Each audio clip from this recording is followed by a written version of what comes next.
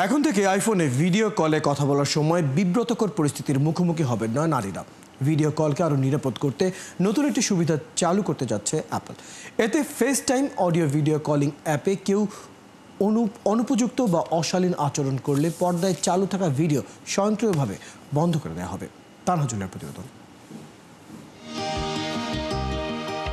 যুগের সঙ্গে পাল্লা দিয়ে এগোচ্ছে প্রযুক্তি, আর উন্নত প্রযুক্তির এই যুগে নারী নির্যাতনও পেয়েছে নতুন রূপ। অনেক সময় নারীদের পাশাপাশি কিশোর কিশোরীরাও ভিডিও কলে কথা বলার সময় বিব্রতকর পরিস্থিতির মুখোমুখি হন।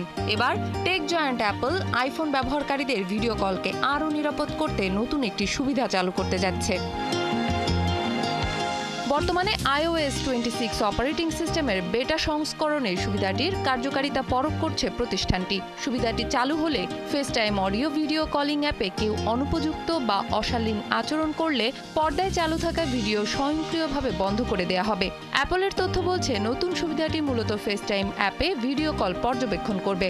এর ফলে ভিডিও কল চলাকালে কেউ আপত্তিকর আচরণ করলে তার ভিডিও তাৎক্ষণিকভাবে বন্ধ করে পর্দায় একটি সতর্ক বার্তা দেখানো হবে। নতুন এই সুবিধা আইফোনে স্বয়ংক্রিয়ভাবে চালু থাকবে।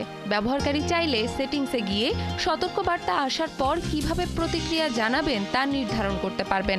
অ্যাপল জানিয়েছে, পুরো প্রক্রিয়াটি পরিচালিত হবে অন ডিভাইস মেশিন লার্নিং এর মাধ্যমে, অর্থাৎ ভিডিও কলের কোনো তথ্য আইফোনের বাইরে যাবে না, যা ব্যবহারকারীর গোপনীয়তা রক্ষায় গুরুত্বপূর্ণ ভূমিকা পালন করবে।